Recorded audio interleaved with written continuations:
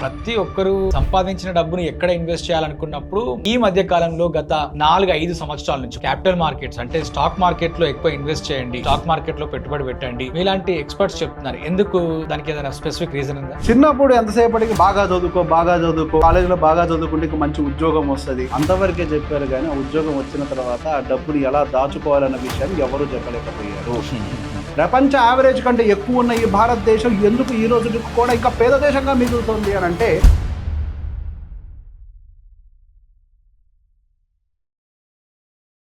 కాకపోతే ప్రతి ఒక్కరూ కొంత డబ్బును సంపాదిస్తారు. సంపాదించిన డబ్బుని ఎక్కడ ఇన్వెస్ట్ చేయాలనుకున్నప్పుడు మన తాతల తండ్రుల నుంచి ప్రీవియస్గా చూసుకున్నట్లయితే భూమి మీద ఇన్వెస్ట్ చేస్తారు. అగ్రికల్చరల్ ల్యాండ్ కావచ్చు, ప్లాట్లు కావచ్చు, లేకుంటే ఫ్లాట్స్ కావచ్చు, వీటిలో ఇన్వెస్ట్ చేస్తుంటారు. కానీ ఈ మధ్య కాలంలో గత 4-5 సంవత్సరాల నుంచి పోస్ట్ కోవిడ్ అండ్ కోవిడ్ నుంచి నేను చూస్తున్నటువంటి నా అవగాహన మేరకు ఏంటి అని అంటే క్యాపిటల్ మార్కెట్స్ అంటే స్టాక్ మార్కెట్లో ఎక్కువ ఇన్వెస్ట్ చేయండి, స్టాక్ మార్కెట్లో పెట్టుబడి పెట్టండి అని చెప్పేసి మీలాంటి ఎక్స్పర్ట్స్ చెప్తున్నారు. ఎందుకు? దానికి ఏదైనా స్పెసిఫిక్ రీజన్ ఉందా? ఫస్ట్ మన ఎడ్యుకేషన్ సిస్టమ్ గురించి ఒక చిన్న క్లారిటీ ఇస్తాను. నాకు చిన్నప్పుడు బాగా గుర్తండి, నేను చిన్నప్పుడు పెద్ద చదువుకోలే, అంటే నార్మల్ బొటాబొటిన పాస్ అయ్యేవాడిని. ఎప్పుడో 7th బోర్డ్ ఎగ్జామ్ పాస్ అయ్యి తర్వాత 10th బోర్డ్ ఎగ్జామ్ 301 మార్కుతో బొటాబొటిన పాస్ అయ్యా. చిన్నప్పుడు ఎంతసేపటికి బాగా చదువుకుంటే నీకు మంచి కాలేజీలో సీట్ వస్తుంది, బాగా చదువుకో కాలేజీలో బాగా చదువుకుంటే మంచి ఉద్యోగం వస్తుంది అంతవరకే చెప్పారు, కానీ ఆ ఉద్యోగం వచ్చిన తర్వాత ఆ డబ్బుని ఎలా దాచుకోవాలన్న విషయాన్ని ఎవరూ చెప్పలేకపోయారు. మన భారతదేశంలో సంపాదించే వాళ్ళు లేక కాదు, సంపాదించే వాళ్ళు చాలామంది ఉన్నప్పటికీ మన భారతదేశం ఈరోజు పేద దేశంగానే ప్రపంచ పటంలో కనపడుతూ ఉంటుంది. మన భారతదేశం ధనిక దేశంగా 5వ అతిపెద్ద దేశంగా మనం గర్వంగా చెప్పుకుంటున్నాం, కానీ ఈ గుండె మీద చెయ్యేసుకొని మన భారతీయులం అందరం కూడా నిజంగా ప్రపంచ ధనవంతులతో కంపేర్ చేసి ఏ స్థాయిలో ఉన్నాము అన్న దాన్ని కంపేర్ చేసి చెప్పగలుగుతారా? పేద దేశంలో మనం నెంబర్ 1 స్థానంలో ఉంటున్నాం. కానీ ఇక్కడ సాడ్ రియాలిటీ ఏంటి అని అంటే వరల్డ్ యావరేజ్ సేవింగ్స్ రేషియోస్తో కంపేర్ చేసుకుంటే మన ఇండియన్ యావరేజ్ సేవింగ్స్ రేషియో అనేది చాలా ఎక్కువ, కానీ మనం ఇంకా పేద దేశంగానే ఉన్నాం. ప్రపంచ యావరేజ్ కంటే ఎక్కువ ఉన్న ఈ భారతదేశం ఎందుకు ఈ రోజు కూడా ఇంకా పేద దేశంగా మిగులుతుంది అని అంటే మనకన్నీ తెలుసు అని అనుకోవటం, మేము డిసిప్లిన్డ్గా ఉన్నాము అని అనుకోవటం, మేము డిసిప్లిన్డ్గా ఉండటం, మీ డిసిప్లినే మీకు శాపంగా మారింది. నేను మొన్న ఈ మధ్య ఒక పోలీస్ అకాడమీలో వచ్చినప్పుడు ట్రైనింగ్కి వెళ్ళినప్పుడు వాళ్ళకు ఒక మాట చెప్పారు, మీ పోలీస్ వాళ్ళు చాలా డిసిప్లిన్డ్గా ఉంటారు, గవర్నమెంట్ ఎంప్లాయీస్కి చాలా డిసిప్లిన్ ఉంటుంది, కానీ మీకు యాక్చువల్గా డిసిప్లిన్కి మీనింగ్ ఏంటో తెలియదు అని చెప్పి. అందరూ అనుకుంటారు డిసిప్లిన్ అని అంటే నేను ప్రతి నెల ఒక్క డేట్ కూడా దాటకుండా నేను ఈఎంఐని కట్టడం, ప్రతి నెల ఒక్క డేట్ కూడా దాటకుండా నేను ఒక ఆర్డీని కట్టడం, ప్రతి నెల నేను ఒక్క డేట్ కూడా దాటకుండా ఒక ఇన్సూరెన్స్ని పే చేయడం డిసిప్లిన్ అని అనుకుంటారు. నేను అదే చెప్పాను, అది డిసిప్లిన్ కాదు అని. కాకపోతే మీ సాటిస్ఫాక్షన్ కోసం మీరు ఇన్ని రోజుల పాటు దాన్ని కంటిన్యూ చేశారు కాబట్టి I say it as a half discipline. అస్సలు మరి ఫుల్ డిసిప్లిన్ అంటే ఏంటి? అసలు డిసిప్లిన్ అంటే మీనింగ్ ఏంటి? డిసిప్లిన్ అని అంటే మనకి ఎన్ని రకాల ఇన్వెస్ట్మెంట్ టూల్స్ ఉన్నాయి అన్న వాటి గురించి పూర్తిగా అర్థం చేసుకొని నాకుండేటువంటి సిచ్యువేషన్స్కి, నాకుండేటువంటి నీడ్స్కి ఎటువంటి ఇన్వెస్ట్మెంట్ టూల్లో పెట్టుబడి పెట్టాలో అర్థం చేసుకొని మనం ఎక్కడ కూడా ఎమోషన్స్కి గురి కాకుండా, అరే నాకు ఎక్కువ రిటర్న్ కావాలనో లేకపోతే అమ్మో నా డబ్బులు ఏమైపోతాయనో ఇటువంటి ఏ ఒక్క ఎమోషన్ని బయటికి రానివ్వకుండా ఒక డిసిప్లిన్ మేనర్లో, లాజికల్ మేనర్లో అక్కడ పెట్టుబడులు పెడుతూ ఉంటే దాన్ని డిసిప్లిన్ అని అంటారు. ఈ ప్రపంచంలో అసలు లేదు అన్నదాన్ని డేంజర్ అనరు, పూర్తిగా ఉన్నదాన్ని అని డేంజర్ అనరు. డేంజర్ అంటే ఏంటి? హాఫ్. ఇప్పుడు మీరు మెయింటైన్ చేసేది half discipline. This is more dangerous. మీరు అనుకుంటున్నారు మేము డిసిప్లైన్డ్గా ప్రతి నెల ఈపీఎఫ్లు పీపీఎఫ్లు కడుతున్నాం, ఎఫ్డీలు చేస్తున్నాం, సుకన్య సమృద్ధి యోజనలు కడుతున్నాం, ఎల్ఐసి పాలసీలు కడుతున్నాం అనుకుంటున్నారు, మీరు సక్సెస్ఫుల్గా మీరు రిటైర్ అవుతారు అని. ఇది పచ్చి అబద్ధం. మీరు అనుకుంటున్నారు నేను వాటిలో డబ్బులు పెట్టడం వల్ల నేను ఏమీ నష్టపోను, నా ఆర్థిక భద్రత ఉంటుందని.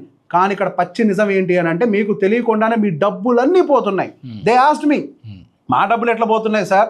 బ్యాంక్ ఎఫ్డీలో పెడితే ఎంత సేఫ్గా ఉంటాయి, మీ పీపీఎఫ్లో పెడితే ఎంత సేఫ్గా ఉంటాయని. I asked them a question, sir మీ పిల్లవాడిని స్కూల్లో జాయిన్ చేశారా? Yes sir. మీ పిల్లవాడి స్కూల్ ఫీజు సంవత్సరానికి ఎంత పెంచుతామని చెప్పారు? 10% సార్. యావరేజ్గా మన భారతదేశంలో ఎడ్యుకేషన్ కాస్ట్ ఎంత పెరుగుతుంది? 15% సార్. మీకు వచ్చే రిటర్న్ ఎంత? 7% సార్. అంటే మీరు యావరేజ్గా ఎంత మిస్ అవుతున్నారు ఆల్ఫాని? 7%, 8% వరకు మిస్ అవుతున్నారు. మరి ఇప్పుడు మీరు డబ్బులు నష్టపోతున్నట్ట కాదా? మీరు కరెక్ట్గా సంపాదించడం అని అంటే మన భారతదేశం ఎంతైతే ఎదుగుతుందో అంత మీరు రిటర్న్స్ని జనరేట్ చేస్తేనే మీరు ఈ భారతదేశంలో బతకగలుగుతారు. అసలు భారతదేశం ఎంత సంపాదిస్తుంది ఫస్ట్ ఈ విషయం మనకు అర్థం కావాలి. ఇన్ఫ్లేషన్ ఎంత ఉంటుంది? 6%, 7%.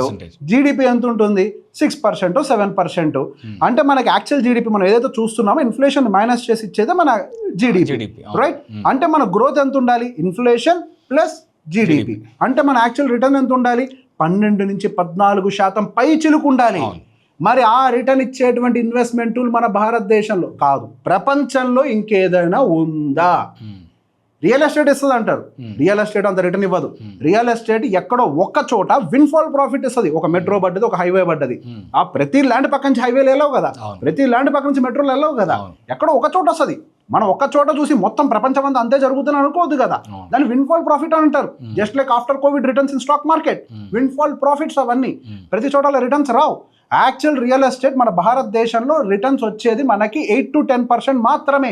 అగ్రికల్చరల్ ల్యాండ్ 6%, మండలంలో ఉండే భూములు 8%, జిల్లా హెడ్ క్వార్టర్లో ఉండే భూములు 10%, మెట్రోపాలిటన్ సిటీస్లో 12% రిటర్న్, అంతే. అంతకు మించి రావు రిటర్న్స్. మనకి ఈ స్థాయి రిటర్న్స్ ని డెలివర్ చేయగలిగేది ఇంకెక్కడ ఉంది అంటే కేవలం మనకి అది మ్యూచువల్ ఫండే. మరి మ్యూచువల్ ఫండ్ అంత రిటర్న్ ఇస్తుందా? ఇదే కదా పెద్ద ప్రశ్న. మీరు ఎంత చెప్పారు కబుర్లు, మ్యూచువల్ ఫండ్ అంత ఇవ్వకపోతే పరిస్థితి ఏంటి అని. ఇప్పుడు చిన్న లాజిక్ చెప్తా. మనకి జీడిపి అనేది ఏ నెంబర్ల ప్రకారం మనం కడుతూ ఉంటాం? వ్యాపారం ఎంత జరుగుతుంది, ఎంత ఎక్స్చేంజ్ జరుగుతుంది, ఎంత గ్రో అవుతున్నాయి, ఇదే కదా. మార్కెట్ క్యాపిటలైజేషన్ ఎంత అభివృద్ధి జరుగుతుంది, ఇదే కదా మనం రేట్లు కట్టేది. మరి ఆ స్థాయిలో రేట్లు కట్టేటువంటి ఆ కంపెనీలోనే కదా మరి మీరు పెట్టుబడి పెట్టేది. మ్యూచువల్ ఫండ్ ఎక్కడ పెడుతుంది పెట్టుబడి? దేశ అభివృద్ధిలో పెట్టుబడి పెడుతుంది.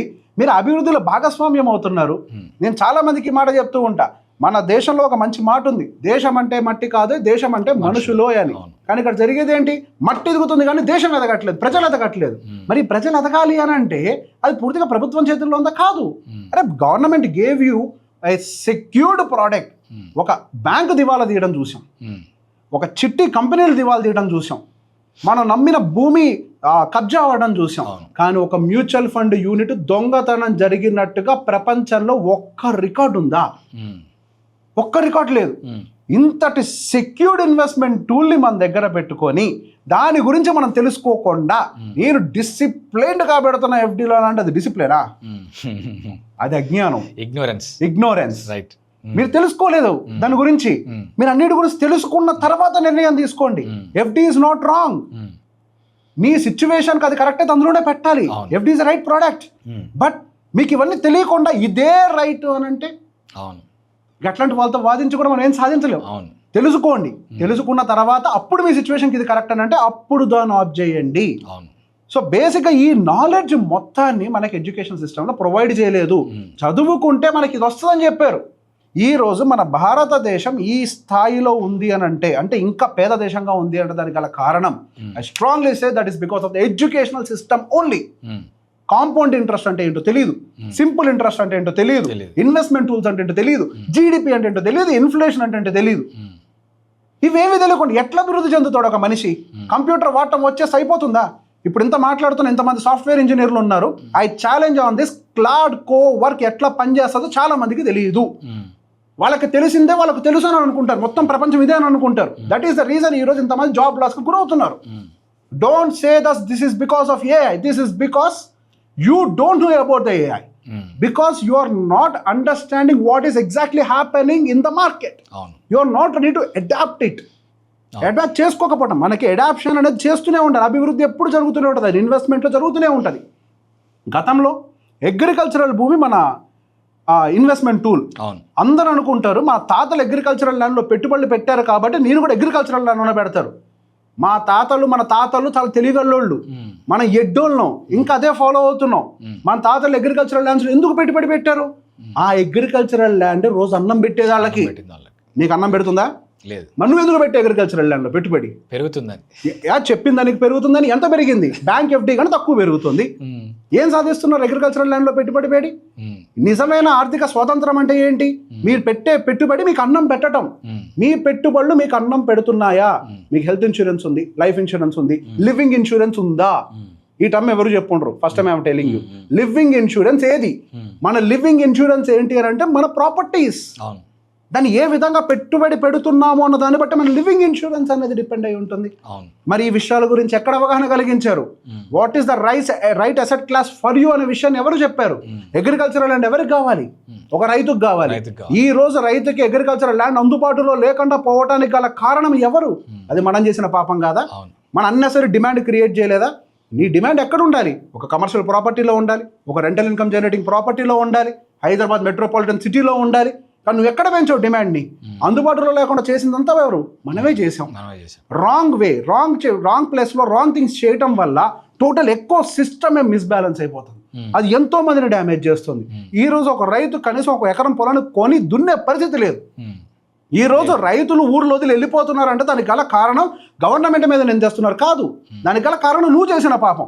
అమెరికాలో ఉంటావు, నీకేంటయ్యా నీకు ఊర్లో ఎందుకు కొనాలి? నువ్వు అగ్రికల్చరల్ ల్యాండ్, నువ్వు చేస్తున్నావు వ్యవసాయం, నువ్వు కొనటం వల్ల, నువ్వు అన్నెసరీ డిమాండ్ క్రియేట్ చేయడం వల్ల ఆ రైతుకు అది అందుబాటులో లేకుండా పోయింది. సొంత భూమి లేనివాడు దున్నుడు ఎట్లా సాధ్యమవుతుంది? మరి ఈ మాత్రం అవేర్నెస్ని ఏ స్కూల్ ప్రొవైడ్ చేసింది? ఏ పేరెంట్ ప్రొవైడ్ చేశాడు? ఎక్కడ పెట్టుబడి పెట్టాలో కూడా తెలియదే. మనం తెలియగలోళ్ళం, అమెరికా దాకా వెళ్ళాం, అద్భుతంగా ఉద్యోగాలు చేస్తున్నాం, ప్రపంచ కంపెనీలకు సీఈఓలుగా వ్యవహరిస్తున్నాం. బేసిక్ థింగ్స్ కూడా మనకు తెలియట్లేదు. చిన్నప్పటి నుంచే సరే స్కూల్స్ ఏం చేస్తే వదిలేయండి, ఎందుకు వ్యవస్థను బ్లేమ్ చేయడం? ఇండివిజువల్గా మనం ఉన్నాం, మన పిల్లలకి మనం ఇక్కడి నుంచే నేర్పించాలి. అరే బాబు, నీకు ఉద్యోగం పోతే నీకు నెలవారీ ఖర్చులకు డబ్బులు కావాలి కాబట్టి నీ మొదటి పెట్టుబడి తీసుకొని వెళ్ళి ఒక కమర్షియల్ ప్రాపర్టీలో పెట్టు. దాని నుంచి ఒక రెంటల్ ఇన్కమ్ వస్తుంది. కొద్దిగా ఉద్యోగం అటు ఇటు అయినా నువ్వు సర్వైవ్ అవుతావు. నీకు సర్వైవల్గా కావాల్సిన ఇన్కమ్ వస్తుంది అన్న తర్వాత నువ్వు వెల్త్ను గ్రో చేయాలి. వెల్త్ను గ్రో చేయాలి అని అంటే దానికోసం ఒక గ్రోయింగ్ ఏరియాలో తీసుకెళ్ళి ఒక ల్యాండ్ కొను, ఒక మ్యూచువల్ ఫండ్ కొను, రీట్స్ను కొను, ఇన్వీట్స్ను కొను. ఏ ఎసెట్ క్లాస్ దేనికి పనిచేస్తుందో చెప్పాలి. మనం ఎంతటి అజ్ఞానంలో ఉన్నామని అంటే అండి, పిల్లల చదువుల కోసం, పిల్లల భవిష్యత్తు కోసం ల్యాండ్ను కొంటాం. పిల్లల చదువుకి, పిల్లల భవిష్యత్తుకి ల్యాండ్కి ఏంటి సంబంధం నాకు ఇప్పటికీ అర్థం కాదు. ఇప్పుడేంటి కాలేజ్కి వెళ్ళి సార్ నా దగ్గర 10 ఎకరాలు ఆస్తుంది, మా వాడికి సీట్ ఇచ్చేయండి అని అంటే ఇవ్వరు. Who cares? చదువుకి ఏం కావాలి? డబ్బు కావాలి. మరి ఎక్కడ పెట్టారు పెట్టుబడి? లిక్విడ్ అసెట్స్లో కదా పెట్టాల్సింది. మరి రాంగ్ వేలో పెట్టింది ఎవరు? మహాజ్ఞానులం కదా మనం. చాలా మంది పర్సనల్ లోన్స్ తీసుకొని కూడా ఈ అగ్రికల్చరల్ ల్యాండ్స్, ప్లాట్స్, వెంచర్స్లలో ప్లాట్స్ ఇట్లా తీసుకుంటుంటారు, చూశాను చాలాసార్లు.